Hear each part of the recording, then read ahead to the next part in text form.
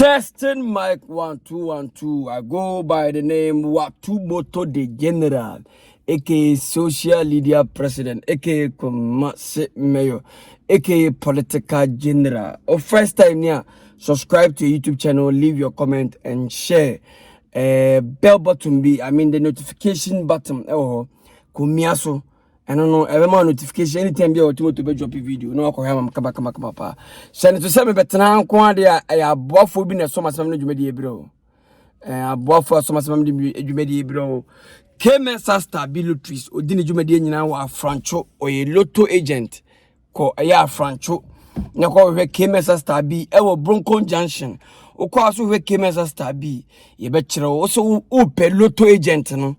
O de fa ankodom K-Mensa abo sa da o sa se utwa abakoma K-Mensa no bibi e koso boko na sha ne to say prestige court so ye bia ya da eje ahome watuku abagana na pe baby ada feel good e wo kuma senko ade a for ni chirem kokobin new side junction na koda prestige court ma me kaba pa sha ne so say Rogers Beauty Palace so afrancho eba ma ho siesie se makeup se acrylic se washing na nye Rogers Beauty Palace awato atwere se ne so se kusi casual so wo bantama masalachi down na kusi casual so pamatade or a fashion designer or pam man e mema ntade nyina se ne so ba ko to kusi casual wife ho a pam man ntade wotu moto ano say video reaction entina metia ajase na no before se ba ko he videos no any canfa I enkomo we ntwam say na tie o say painful departure, sorry sack till we meet again bro.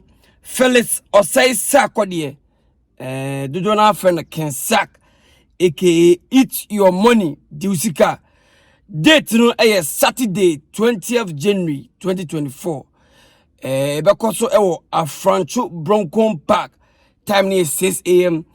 to 6 p.m. A jump for adofo obia embejae na yakokra yenua kensak yenya yenim dia to yenua no nti 20th Saturday yenye de ni chirem Bonkom Park akobo abusuafo yi so say Saturday Bonkom Park na djumadi yi bekoso o ba bra because a peaceful funeral na yeko bibia ansi bibiboni bia ansi obia ekwa yiye eba fie boko sana Saturday nyankopon aduma obia beba eya Francho Bonkom Park aba yi akọ efie asomdwem moma yemra obia fara ni nchirim ho obia fara ni nchirim eyewe wa ma wa anyade obia fara ni nchirim ewo ho momra na yentimi njam enua na kaba because benifa ka say ade to woni anye wa na oyiye unya aboafo no ma be yamanti Saturday momme nyina yemfa ni nchirim Francho Bonkom Park na yenkoyi ade ato yenya enua sak na busuafo ani enkoyi mo kama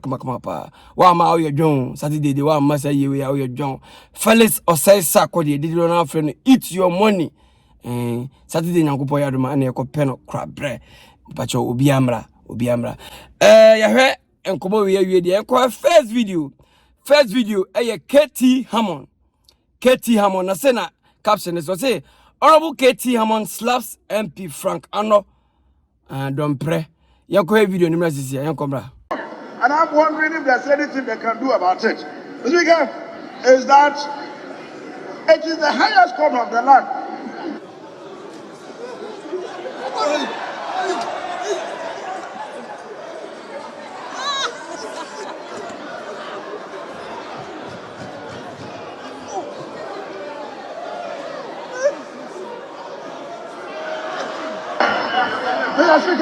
Mr. Speaker, in fact, I was actually going to end. Now they are annoying me, so I will not sit down. I will filibuster and keep on filibustering. I will talk to tomorrow. Arafo ojibre ebowura Parliament House. Emrashe bedwafie Ghana yemrashe bedwafie. Eho na yekotena ekodwendwere Ghana ho. Eho na Ghana kotena riri budget. Yes, we don't go there and play. Yenkodi agro sa efiewe which is Parliament House na minima da de koso minim de besintia Honorable KT Hammond ebe slape Frank Ano ono so ye MP. It's like yakoye Parliament House ona too much play. Parliament House ona nim se omoko akotena se akodi nkomo serious akotena se akohyehyemra Ah, bad boy Kuruno. See what they are doing over there. It's a Ghana, the parliament house on there, attending to child's play, attending to children's play. You cook diagro because Honorable Ketiamon, what is going on? And Honorable Francano, what is going on? Muko muko diagro, mo free mufie, mon peso for mon peso for atu abama. Sa mon kora muko fa bibi mrefia, muko sa muko to atwede parliament house. Honorable Ketiamon, o gas ye diagro kruma on. Ghana is not for you, Ghana is not for your family. Honorable Frank, Ghana is not for you, Ghana is not for your family. Moon free, mon person son conquer parliament as on godin semunu. We in semunu. Because in Tokwa mu queen, ever development be on person for we ain't him go here or coin, we ain't him go here lighting system, we ain't him go here be beer or. It's that time say parliamentarians, move judge me, no, Sabi. I don't know parliamentarians, they be a concert, sa. Ya to abama ko tro ko fa ne pabre fie na okwa sa ko toto nsa a na buka tie mo wan won sa se umfita umuwe de open aye menya fera me bebusa de ko so oto nsa o ye nye ne sa enti se we twa so we twa me fa se dia kirenti o social media na so a na se mpanfo bi hwe a je no mbeka fa Ghana fo no e kuro bi mpanfo hwe a e no mbeka fa Ghana fo na se Ghana fo no mo tie mo nye serious ko parliament house ko bobo asum Ketiamon ere baria on peso so dey na why on peso so otutu nsa parliament house no he ye ni komo we ye mpanyifo no ana asem wura fi se mo ba na ye bedi nkoma mo nkoma mo de ba ana asem wura fi mo ana mo ba tren chen bedi nkoma ka kire se mo mra ye ba se mo to ba ma ye ne kwa ba mu a ye kwa ne pa ma mo ye ko fa ne pa ba fi bata se ye ne to ba no ma mu wie asesabi mo fita de mo pe na mo ye Honorable Ketiamon, ade we na we no edin punto webre on peso asufo. On sana woto no asumona obo no parliament house no anyambia ebetima ye one district wade na na. Mo be sen ko football. Mo kware mo party we de e bo mo be sen nipa okro mo de e bro party bia bo sha be sha wa wontimi for fele ba akokura wo sa ti parliament house e to ayampia. Honorable Ketiamon. Enter parliament house no ni zemunu. Uni dwedi uni bi papa bi adi so aka kire na yentu ade so why ne enfa competent people better na parliament aso no munye bibi ma on person so for because asa won agudie na do so Honorable Ketiamon agudie na because agudie no so me se me nima de e koso nti obeto it's like asa odi agro Honorable the post na teacher no oni adwasa for mo sere because say na say won akasa tim say won akasa no e won a comedian house no. This is a concert will feel more serious concert where parliament house because the concert near parliament house minim de besinti Honorable Ketiamon be yesade na we and I don't know and yes bia e na bi samo and seriousness bia no we na obi bo be asoma say ne boss mu me say asa mu di agro you people are playing hey parliament house e kokko hye emrama ekuro parliament house e ko asa ko fa adwene be bu akuro no ye de parliament house de asa agudie no mudi no Honorable Ketiamon, when Francano, what is going on between you guys? And then I cost so Montamontia, what me the parliament as well. Who deliver Bibia will soon deliver the crowd, or to try and pay a contact. Honorable Ketiamon, one yai in Sankubano didn't ever so in Sankubo, and I feel uncobium. When I'm coming, my own why? The Jansen Munodian, Edinia or two moto, the gender, aka social media president, aka Kumasi mayor, aka political general. Honorable Ketiamon, yes, sir. When I say uni be papa biara koba on person for sifam stand down, sifam and I step down. Honorable Ketiamon, step down because you don't have anything. Now we be papa yama o man for about parliament house go din semunu. I say agro bi na ba na say udi agro. Honorable Ketiamon, you ni agro mpacho. Ghanaians ni abrenti, mamu ni agro. When our parliamentarians, we the citizens, we are very, very, very serious and we are very, very angry. You people shouldn't be playing over there. You guys are playing. Yen toba mana ko ta parliament aso ko jimi. Ngo yedi agro wana. Ye tie de ebedi kura ni bi na ya toba mama na mutu na mudinse mu no. ama for bre bro krom say mo hu bre o mo hu bre ama for bre bro krom apa ye to ba ma politicians no mo se di nkosasem no ade no masa ye ni abro ye ni abre pa ekuro nya party bi ade ye ka cham Ghana no it's not for party mo kwasasem na yam de na party members na party one na mutu na mudi kwasasem no masa MPP for we were MPP member Ghana nya party bi ade mo nya semunu na mudi no edini ya watu motor generate social media preke ko masemeyo. That's our first video. KTMon, honorable KTMon, member of parliament. Where they oye? What the parliament house na udi semunu? Na udi oye? Yeso be roni di semunu mbeti maka. Honorable KTMon wenyi uko parliament house nyene. Wa wotra wa chekra be semunu udi. Na obi oba o sisi ano so obede. It is obi di semunu. Fresh ones no mabani bi di semunu. Honorable KTMon mbeti patiamo. Amonya de sa ye tia na de metia na me ye na nya me fosa opanyi de kasese na me keka wadwe che no but one na okofa ba de weta be respect sama we pa odi zemunu sa na de no we na so ni bi papa bia ye ma o man ya si fom ne besere ko fie ni pani abre ye nya competent people o me bia ma o man no ye ka che Ghana fom pani fo ni we need serious people o mo Ghana o mo jere Ghana ho no ma be ye Ghana ama ye nya so bia se mo mfa Ghana ho hey munya mo asem no we first video yan kwa second video channel to say dwumadi media yi abofo bi na asoma asema dwumadi bi odane de nyina kemesa stabilo twist edimutintimman channel to say Rogers Beauty Palace so edimutintimman na channel to say kusika zo aso ka ho Almighty Prestige Lodge the whole town lodge no court Prestige Court or ahenma kokobin ni so junction kokoda ho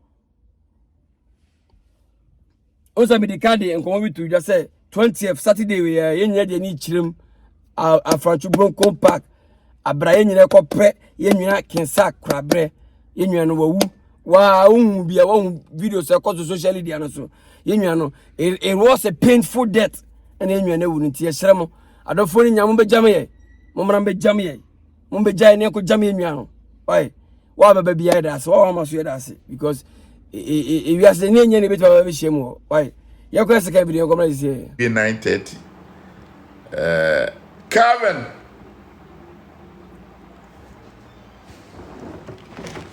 Zero 555-112411. My number, no, God bless you. Opese sika 2024. Sika kwanchira ye di good ye sika sunsum. Opese menchira wa betimi aya mechira. Opese me amenyema wo. Nso a meye de ama wo ye sika baf sika sunsumu samena na aba no wa baby a wo bia wa betimi aye bi opese menchire wo o start na ekoyi a no abedamase ukore video of Azuka me friend Azuka lelele ojanya me amansie jatabrua Azuka 2024 first one ama me ne wo be shase ni Azuka ade spiritual money bath semana zeri semana be mani paye me boa semana udi dare na ko ani a ebetima ha no nde se semana ana asofo esi yemra na mo fanye sika kwankyere maye oye nyame Azuka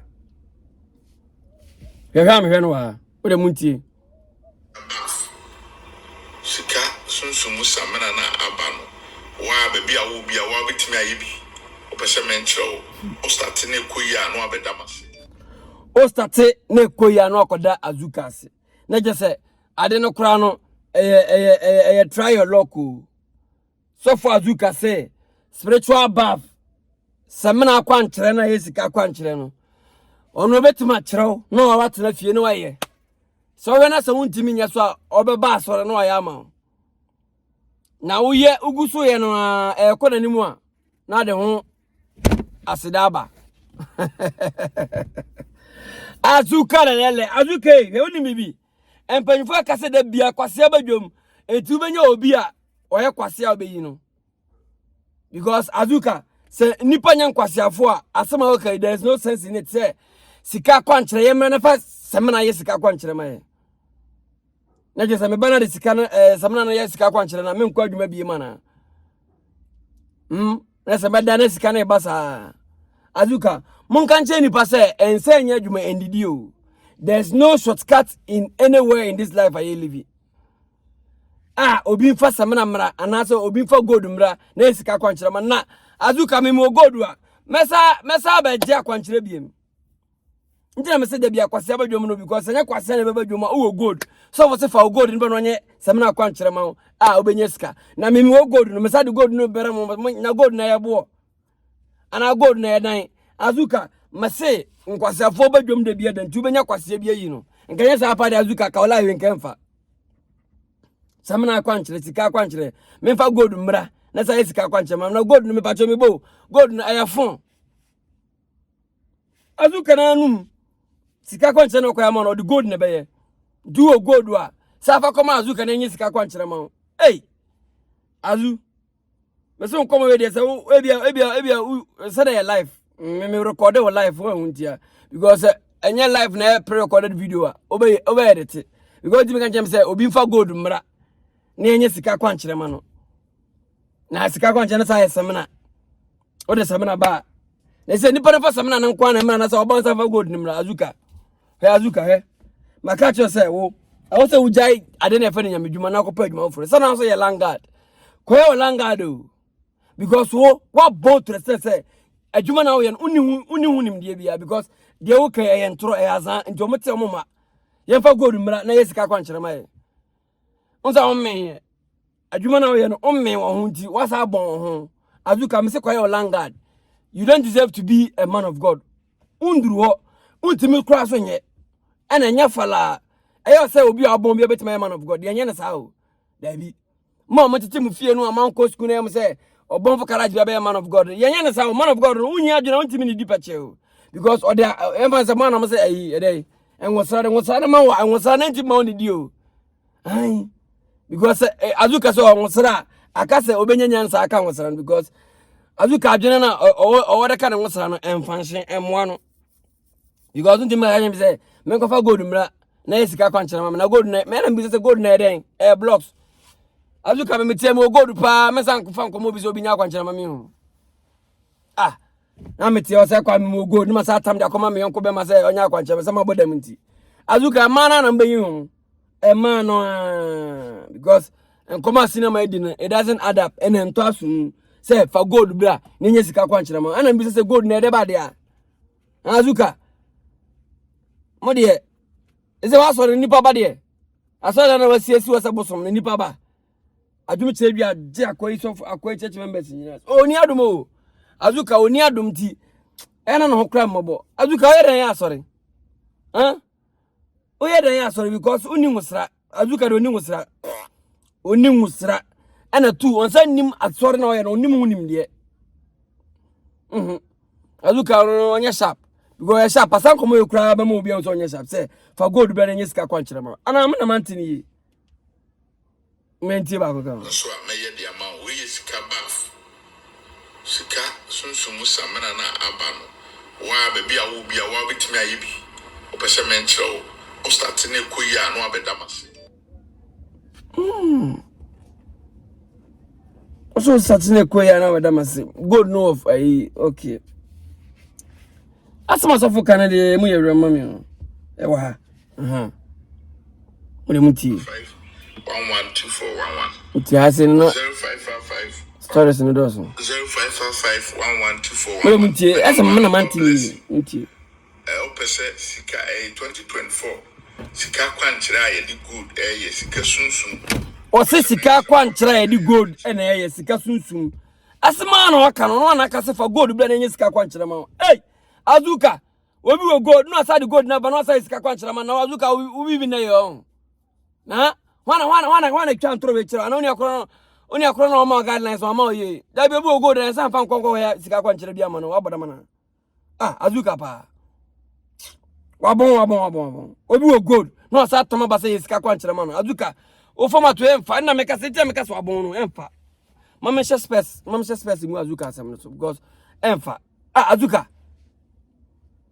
we yesa tia ba kan my number no God bless you opese sika 2024 sika kwankyere a ye di good ye sika sunsun sika kwanchira ye di gold na sika sunsun 2024 ye di gold na be ya kwanchira na ma ntu wo gold a fa ko azuka so da mo nya kwanchira ma why na mo de ka minim muso agimi for da so betam gold pa ko ma azuka sa de ya o sika kwanchira ma no o de me se ye wo ha pa na sa fam se azuka timi de sala we bitini pa wo azuka bitu bia ye be bo o de mo tron wo azuka de sa gold akwanchira be bitu bia ye be sa che no abo because the whole world no wa jimi because you can so gold no matter ma koma na say over ngoya akwanchira ma de sika kwanchira na abofunu gold no ye de be ya are na masa am titi kromo asa mo de se mazuka pa be bitimo se be si ache ma hwemo no ah akwawe oni hwi me se oni nyankopon hwe oni nwusra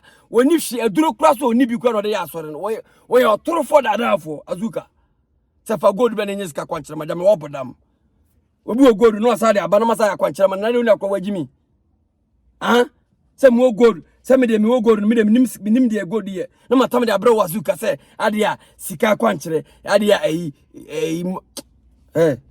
me spend me time nya kwa azuka o me spend me time nya wazuka o eno ye first video of azuka lelele we second video ye kwa another video na but se so se dwuma dia medie abofo bi na asoma de bro dan nyina maka che se kemesa stabi odi ni dwuma dia nyina wo lotom o ye lotto agent na nakache e wa afranchu bonkon junction wo ye lotto sala na wo pe agent atwa ba komana twa ba koma kemesa stabi lotteries ono na odi billions of cedis krana obeka osika ma na se ne so se ope ba bia koda adwo home prestige court e wa henema kokoben ana kokoben new side junction also ope prestige court akra robeko koda environment am say siri no koda living hall na e bozi living room say baya koda bathroom odi wotene ho ngodwaro bathroom wo kama ho da ho anu ye prestige court na se ne to se kusi casual ono so wo bantama masalachi down na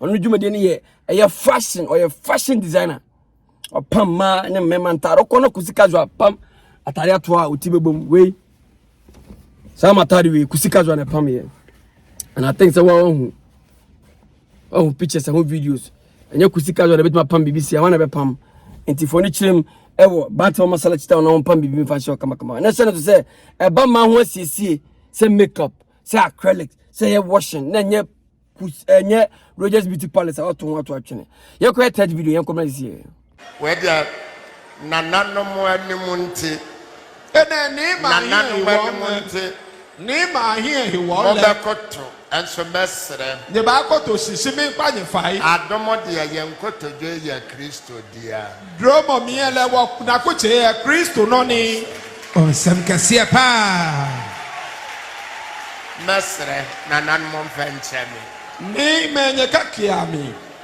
amen sawa huno ba ona na baraze me sune me ban o seno kaka o fite isu ke imban praise the Lord hallelujah ana dia yanyo ni noni wafe me ya igbeni rofo me da wasesa oje bre ko he video of adum cheidua papa adum cheidua this how the captions go or say special advice from the voice of God to hello Kofi look alike na just say we no free papa na ankasa ho advice we free papa adum cheidua the man of the moment to any look alike no on say ebeto just say wa me achi ni look alike no no look alike in interviews just say papa adum cheidua na ma achi no miniha to talk about in chair or my achi but we are said yegusu ayekono ento wada ebia memeti amikoi obi so me look alike amema na hunanim pa what you say tiwe obi na de na ho eno say oh yeah impersonation of him on penisa big man if you are simpanyo for si brebre ama amane ma we anka otene ho ase jaya anka we nyina ama wo anka police station nyina mama mo ankwanko da obi ne ho I don't know how many years I mean how many weeks and how many days I was spending yes prisons but at every day I want to say, meeting with a count be so no hello coffee baby. I say, never dream maybe, Ubaka them and I more because I didn't know, you know, Nipa catcher went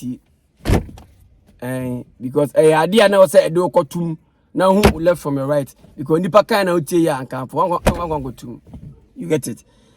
Me say, Nanya Copa Shama look if you say a bedroom maybe and go to own same be seen and it's like a manada. Big man, Johanna Yedi Agono, who are good ye. You do out ten and I saw on Kaijis or boss. You do out ten as of a Kaijis. Now I'm out what no way you nine. You do on Kaijis or boss. Obiane, the because Obiane how or reacted to Nasem and Obiane how you responded to Ninsem. Obu Ninsem or responded in fire. Obu Ninsem or responded in calmness, but I don't know about the end point. And if I show him say, Papa, essay on Pesa. No jay. But hello, Kofi and Ogusu Koya, Copem Permanentadi, or dresses a papano. If we are see a papano, a man who left from right. Senator say, Senator Papano crown about to what? They all church members who. Church members in Panfo or church members or mere military men. Or church members or mere policemen, or church members or ABI MPs. And the senator said, "Who the papa diagram as a papa crackers or Maswa? The church members no boss because Miss Adam prophet diagram on Casa or Bakra, me basso.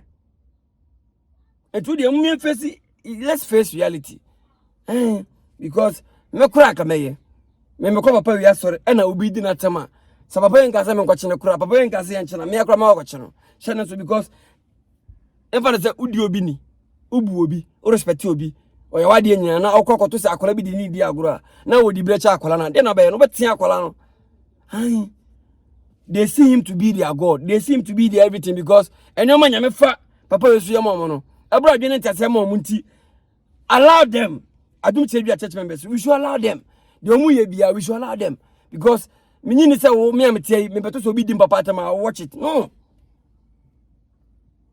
Last ana you know wabunko to you papa na anymore papa na de advice man say krache ko rongo ko yebo ni biem enkoye impersonation biem enkoye impersonate obi say wo so wo ho wo de ho try and do you upia that's all papa ko impersonate obi say ko impersonate obi akofa asema brewi yehu ya de bia meka betam say yehu ya godie ye you will be any how he or she respond to Nensem.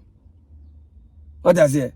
The hello coffee and a dinner no coach a papa na Sophie. When you said, yeah, a peniphobi and a massa meeting you course. You mean champagne for or me behind this meeting because ye penny say done and talk. We love it and we like it in this way more than fighting because and talk fashion, before fashion. Ye chin ko to me nini say papa adum chebia feeding no anaya man bibi e kubi say bi kwa papa e kwa na sa e ma ye kohwe no koma aduane aja say nti yesre uni obi ya de o hase ne nipa na ga so mpa quick jai serious o uni obi na ya de o so mpe wo uni say de na de nipa no enya jai because obi ane kwan of so react to ninsem say by me kram be bi wanya de but obiani how is reacted to nisem because ebia me cry bia kama ko chena bone physical ebia me amete to be to ebia kan me ma ko chebo na bone physical nti once again obiani how is responded to nyoma nti papa yi o feel say obeche no anana so feel say ye che no na ya che na it's up to him ohun say bia say no o chi ni wie no ebia etu betwa wonya akolai as the church member obekwa asoro definitely obekwa asoro hello coffee obi antu fusa kwa asoro me amti kwa asoro so obi antu fusa kwa asoro ya me amti kwa asoro papa na asoro because nyame obibi di ma nyame be fa papa esu e di bibi ama ai me ka no kwa pa na cho hello coffee so obetie me nkwase se me tie kai pa nyankopon e obibi e de fa papa esu di ma nti be bo se masemi kura matwa su anase matima sese mu nsemi obakwa asoro wadum chedua because I see say nyame be fa papa iso ai bibia boa edin ye watu moto de general aka social media president aka Kumasi Mayor. Or first time near subscribe to YouTube channel, leave your comment and share. Now send us to say aboafo and as from as the media bro dan de nyina. Send us to say Rogers Beauty Palace eka aboafo no. Odini dwumade nyina wo afrancho one Secheruwa Bank ene di nhwani mu.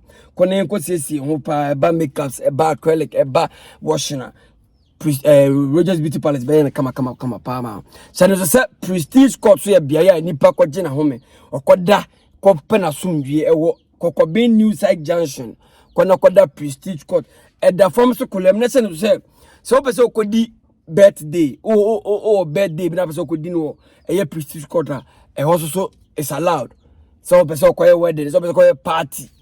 Uno kofubi person call hideout, allowed. Ko Prestige Court, no koda kama papa. Send to say a kusi casual.